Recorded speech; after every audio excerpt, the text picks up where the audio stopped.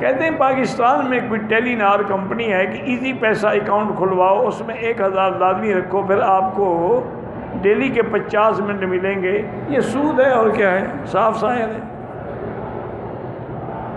جمعہ کی دوسری اذان حضرت عثمان کے زمانے میں شروع ہوئی، اور حضرت عثمان کا فرمان جو ہے وہ سنت ہے، جیسے حضور کا فرمان سنت ہے، علیکم سنتی و سنت الخلفاء الراشدین۔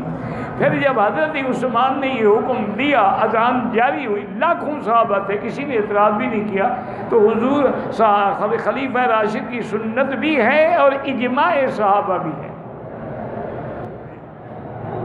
عیسائی جو ہیں مسلمان، ان کو کرسمس پہ مبارکباد دے سکتا ہے؟ بالکل نہیں دے سکتا۔ اپنے ہجری سال پہ مبارکباد نہیں دے سکتا، تو کافروں کے لیے کیسے مبارکباد دے سکتا ہے؟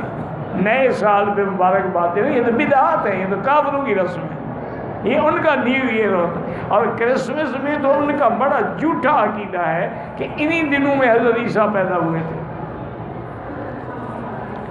حالانکہ عیسیٰ علیہ السلام کی نہ تورات میں تک پیدائش کا ذکر ہے، نہ انجیل میں ہے۔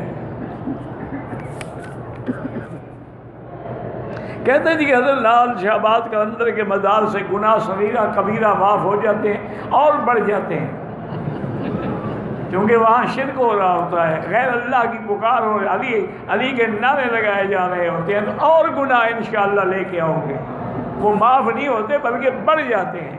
کبھی کبھی تو کبیرہ گناہ سے زیادہ شرک میں آدمی پڑ جاتا ہے۔